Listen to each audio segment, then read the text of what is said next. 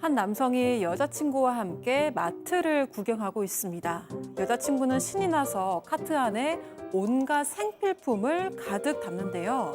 하지만 남성의 표정은 영 못마땅해 보입니다. 계산대 앞에 도착하자 여자친구는 슬그머니 한 발 물러서는데요. 언제부턴가 장보기가 데이트 코스가 되어버린 이 커플. 과연 어떤 사연이 숨겨져 있는 걸까요? 오늘은 정말 인생의 새 출발을 꿈꿨다가 배신으로 진짜 끝나고만 안타까운 사연입니다. 네, 그렇습니다. 제보자는 50대 남성이에요. 근데 11년 전에 단골 음식점 사장님이 여자를 한 명 소개해 줄게라고 얘기를 하셨어요. 그래서 여자를 소개받았습니다. 그런데 너무 마음이 잘 맞고 마음에 들었어요.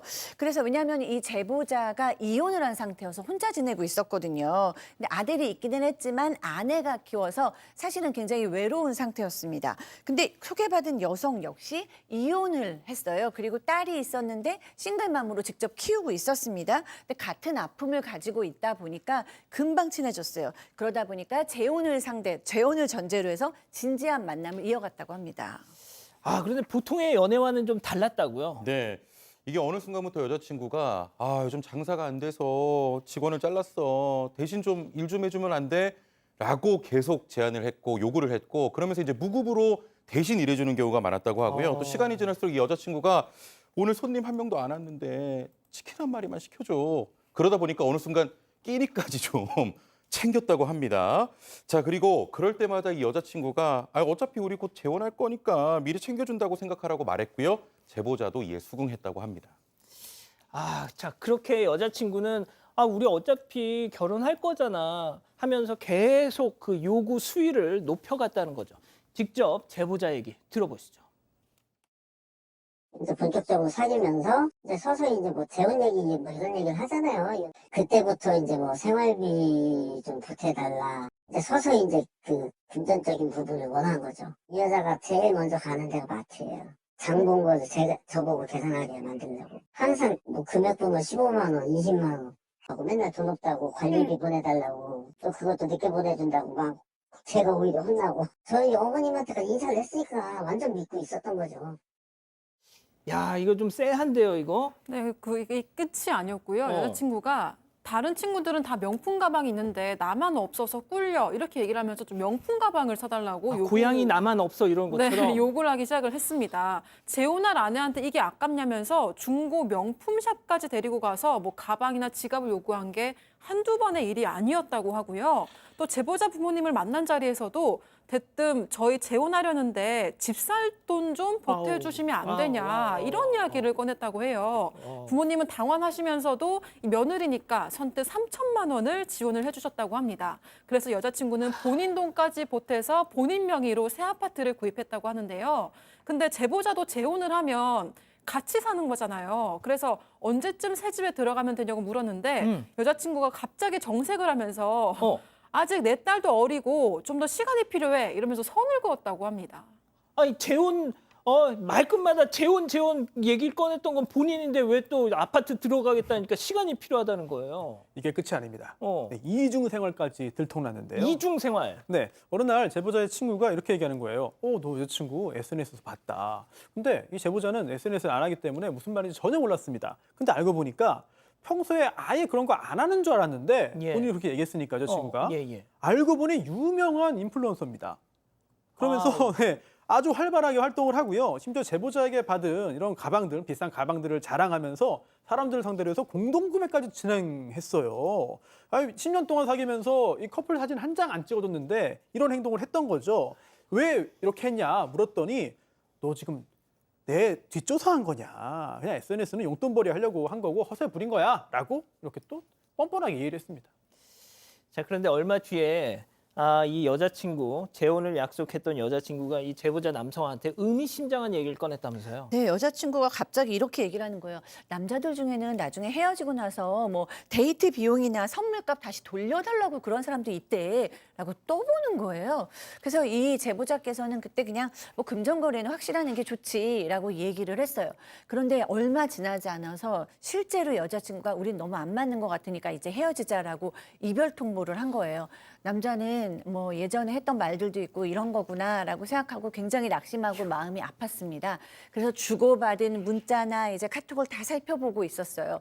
그런데 너무 놀란 사진을 발견을 한 겁니다. 어떤 사진이요? 네, 이 여자친구가 팔을 다쳤다 그러면서 수술비를 500만 원을 달라 그런 적이 있어요. 그래서 500만 원을 그 여자친구를 위해서 줬습니다. 근데 이제 와서 이 사진을 곰곰이 보니까 그 다쳤다고 했던 날짜보다 2년 전의 사진이었다는 거예요. 그러니까 그 다쳤다는 것도 거짓말이었던 겁니다. 아, 그러니까 거짓말로 저 500만 원을 챙긴 거였군요. 그렇죠. 그래서 여자친구한테 물어보려고 전화를 걸었는데 그 사이에 이 휴대전화 번호도 바뀌어져 있었다고 합니다. 그래서 이 제보자가 밤을 꼬박 세워서 그동안의 통장 내역을 하나하나씩 전부 다 확인을 했다고 하는데요. 여자친구와 10년을 사귀는 동안 현금 이체해준 금액만 1억 원이 넘는다고 합니다.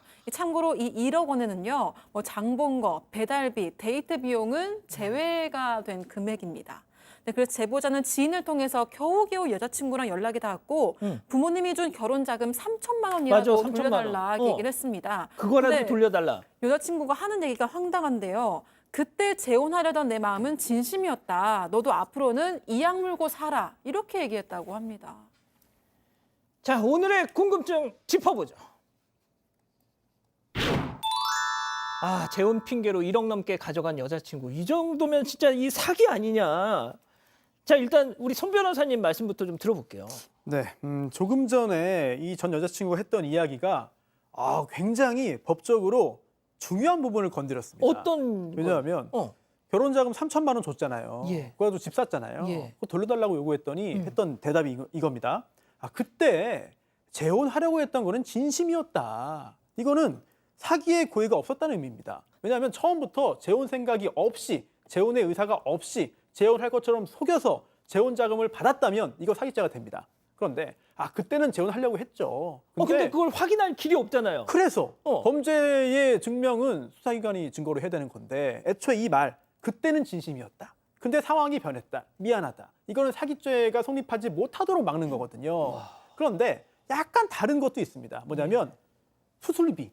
예. 2년 전 사진을 가지고 수술비 500만 원 받아갔잖아요. 예. 이거는 사실 이 어떤 재혼과는 관련이 없어요. 그렇죠. 예, 그러다 보니까 이 부분은 가짜 사진을 가지고 수술비를 받아갔다면은 그 부분만 딱 떼놓고 보면은 기망행위가 인정되기 때문에 사기죄 성립 가능성이 충분히 있어 보입니다만 전체적인 규모로 볼 때는 아주 작은 부분이죠. 최영진 평론가도 한 말씀 좀 보태주시죠. 이 제보자 10년 동안 진짜 누구랑 만난 겁니까? 일단 이중 생활을 했었고요. 그리고 막 각종의 이제 거짓말하면서 돈도 가져갔습니다. 이거는 진짜 어떻게든 좀 받아야 될 돈인 것 같고 상처가 좀 클 것 같고요. 그리고 저는 이제 이 악물고 살아라 이런 멘트도 조금 이제 고민을 해봤는데 그냥 이런 것 같아요.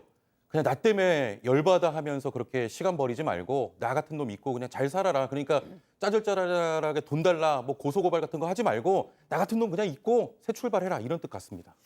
자, 그런데 교수님, 네. 과연 그 10년 동안 제보자만 만나고 있었을까 그런 생각도 들어요, 저는. 네, 지금 이 사람의 얘기가 우리 최평론가님 얘기하신 것처럼 이중적인 생활이었고 지금 뭐 이 SNS도 안 한다고 했었지만 사실은 굉장히 유명한 사람이었기 때문에 믿을 수 없는 사람인 거죠. 겉에 보이는 모습과 실제 모습이 다른 사람일 가능성이 높습니다. 그리고 이 여성이 하는 전형적인 형태가 사랑을 가장해서 금전을 착취하는 정서적 조종을 하는 거거든요. 정서적 조종을 할 때 어쩔 때는 피해자인 것처럼 어쩔 때는 불쌍한 것처럼 어쩔 때는 내 권리인 것처럼 갖가지 방법을 다 활용을 했어요. 그래서 결국에는 필요한 돈을 뜯어냈는데 과연 이 여성이 이 남성만을 믿고 정말 사랑하고 재혼할 상대로 생각했을까는 처음부터 그랬을까에 대한 큰 의심이 생깁니다.